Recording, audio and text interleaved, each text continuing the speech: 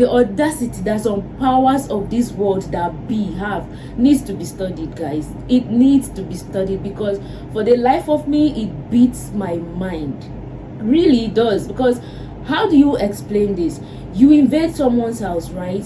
You cause chaos, you loot their property, take them away, and then years down the line, when you are asked for them, instead of returning them, in fact you vehemently refuse that you are not returning them, but you offer a deal to loan it back to them on certain terms for a certain period of time, after which the rightful owner of these properties will return the property back to you who looted them. It's crazy, right? That's what we are talking about today. So welcome back. I'm the African Storyteller. If you're coming by for the first time and you've not subscribed, why? Kindly click on that subscribe button. When you do, tap on the bell and select all. That way you will always be the first to get notified when I post a new video or I do a live stream. And for those of you my vet loves who are returning, thank you so much for coming back. I saw this story today with a news actually about the deal the Ashanti Kingdom of Ghana, West Africa, has had with the British Museum and the Victoria and Albert Museum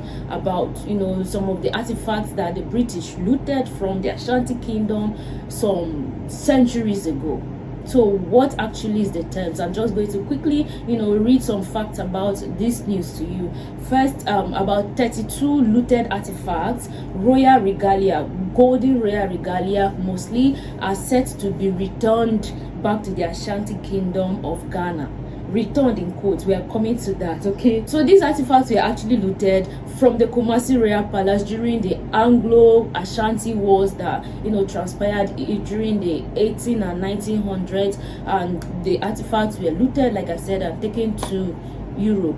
Just the incidents that happened in other empires across the African continent during the colonial invasion and all of that. And now these artifacts will be seen in Ghana for the first time in 150 years. That's several over a century ago that this happened.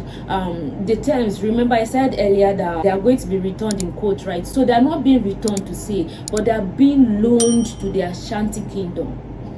These artifacts actually belong to the Ashanti Kingdom. Then it was the Ashanti Empire. So what really happened? There were like series of about 5 crises that happened in the between the 18 and 1900s, between the Ashanti Empire and the British Empire and their allies in that period. Why? Because the Ashanti Empire wanted to retain control over the coastal area of the then Gold Coast. Ghana was called Gold Coast before it eventually became known as Ghana as we have today.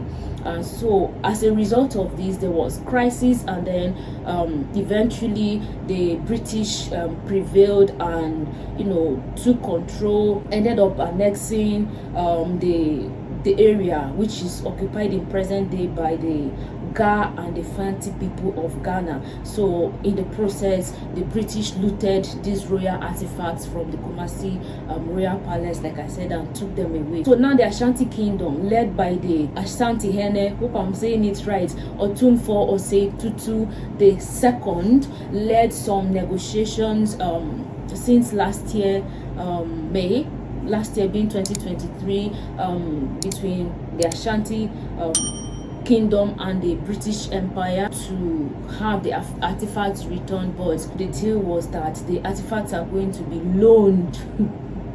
How they loan what belongs to you back to you beats my mind. The artifacts are going to be loaned to the Ashanti Kingdom for a period of 3 years, and then after that maybe there'll be some renewal of another 3 years, during which the artifacts are going to be displayed in the museum in Kumasi and will be accessible to the public, and this would be like in May. So the artifacts have not actually been returned in quotes, but this is going to eventually happen. The Asante Hene is going to take delivery of the artifacts, and this is actually going to coincide with the silver jubilee of the Asante Hene, Osei Tutu II, the traditional ruler of the Ashanti Kingdom. What we need to understand is these looted artifacts, mostly golden regalia, like I said earlier, are actually symbols of Ashanti traditional authority. So you take things as important and as valuable as this and display them somewhere, and instead of returning them, you are offering a deal to loan them back. But yeah, that is what it is. That's why I said the audacity of the powers of this world that be really needs to be studied, because I still can't fathom it. Like, it beats my mind. You know, there has been several calls from different people across Africa, mostly the West African sub-region, for the British to return the looted artifacts. You know, we talk about the Benin Empire that was also invaded and their precious artifacts looted. Now we're talking about Ghana, the people of Benin, the people of Togo.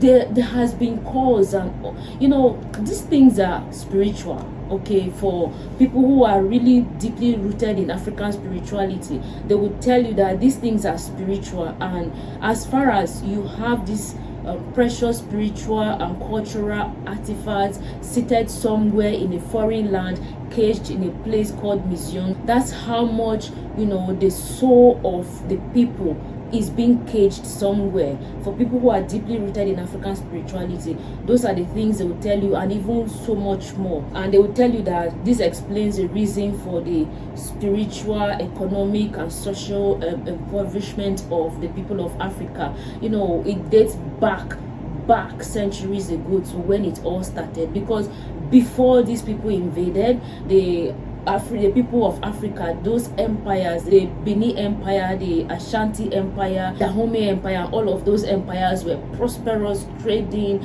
living, and enjoying life until the invasions happened and the trajectory was altered, and everything that you have today became the creation of these invasions, and what you have today is a far cry from what was obtainable in the time past. I mean, when you go into historical studies, African spirituality and all of that, these are some of the things that you are going to hear people explain to you.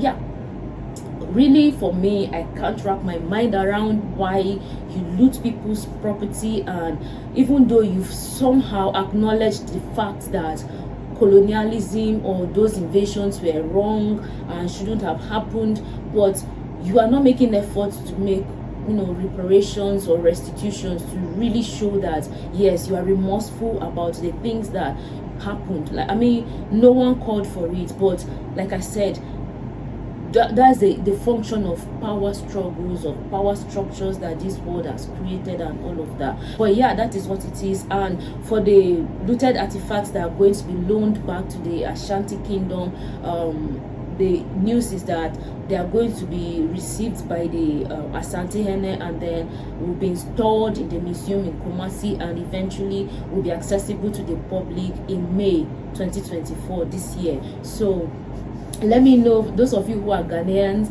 will you be going there to see the artifacts that were looted from your country, the former Ashanti Empire? Even if you're not a Ghanaian, you're an African, or you know, what do you think? What's your opinion? Drop a comment. I'd like to know. For me, honestly, I feel like instead of loaning these things to Africans, just return them, because they belong to Africans, right? Return them. That's as simple as that. But the British government says these artifacts cannot be returned because of the legal restrictions on returning them. And I'm like, who placed the restrictions? Who? Are they your properties? Anyway, that's what I wanted to share with you in this video. Drop a comment, like I said, what do you think? And if you've not subscribed, kindly click subscribe, share this video, drop a comment. I'd like to know your mind. And yeah, that's it. Thank you so much for watching. I'll see you in my next video. Until then, stay safe, healthy, be law abiding. I'm the African storyteller. Bye. Mwah.